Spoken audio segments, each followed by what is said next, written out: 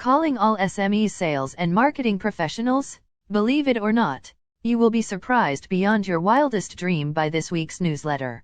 Honest? No joking? The government has finally agreed to open our country borders after 2 years or more lockdowns because of the COVID-19. In fact, we all should rejoice with this good news. Hence, it goes without saying we as sales and marketing pro is going to see the bright lights at the end of the tunnel. Additionally, more owners and employees will put more money in their pockets ultimately. Possible? You bet. Apart from these, there will be a distinct overall businesses improvements in Malaysia as a whole. Because of this borders reopening, most SMEs now has the confidence of reaching their goals from a 5.5% to 6% GDP.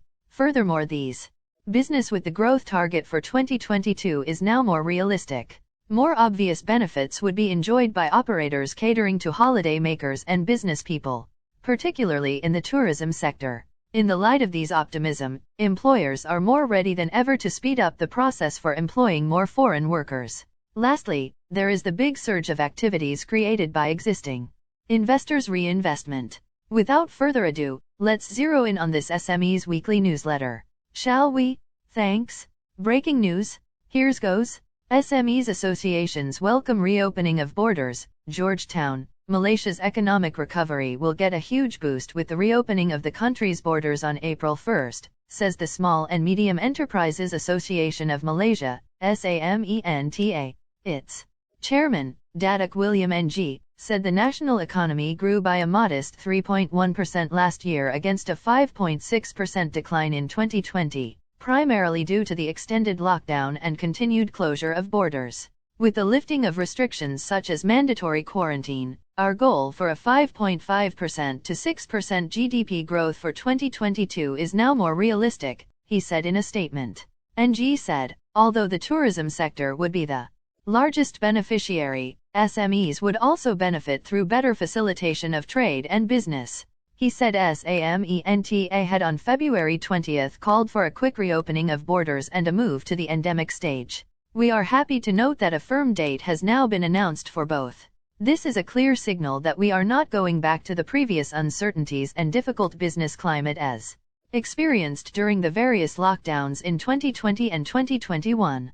The recovery of our SMEs remains fragile. The announcement will help support recovery, but more help in the form of automation and pre-shipment financing will be needed as productivity and cash flow remain key challenges for Malaysian SMEs, he added.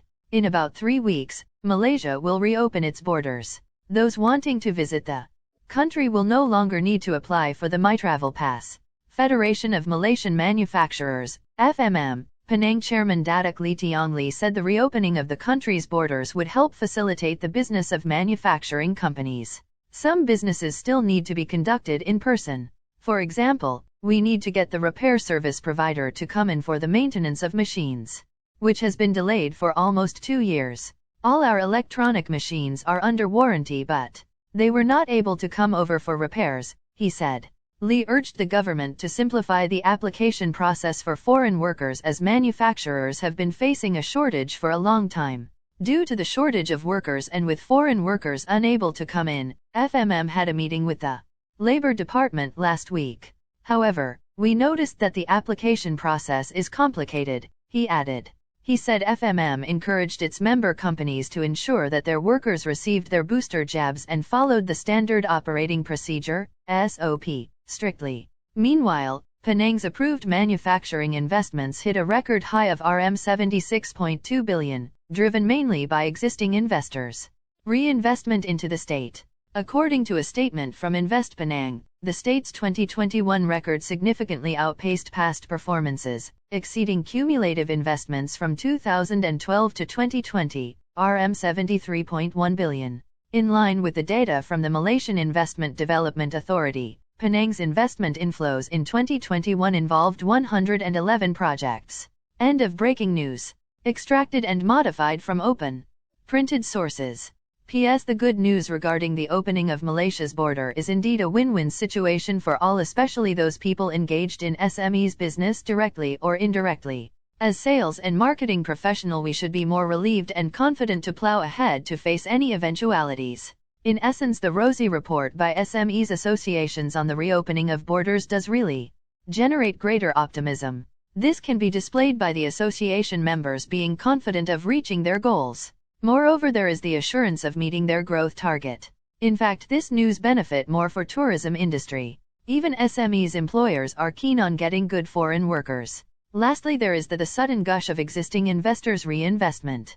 We, knowing the future would be more promising, lets us pool our resources to unselfishly reap the benefits gained from Malaysia opening its borders. As a send-off gesture, a quote from Winston Churchill, a British statesman who served as Prime Minister of the United Kingdom from 1940 to 1945, during the Second World War, is highly appropriate. True or not?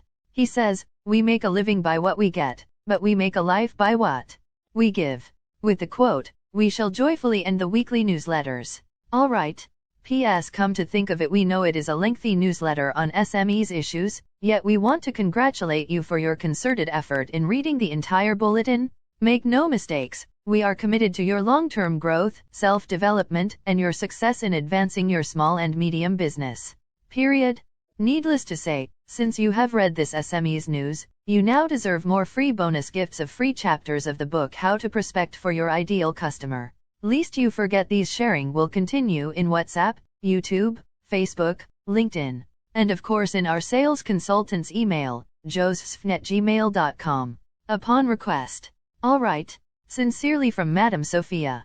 Virtual presented to CTM Joseph SFNG, dated April 12, 2020.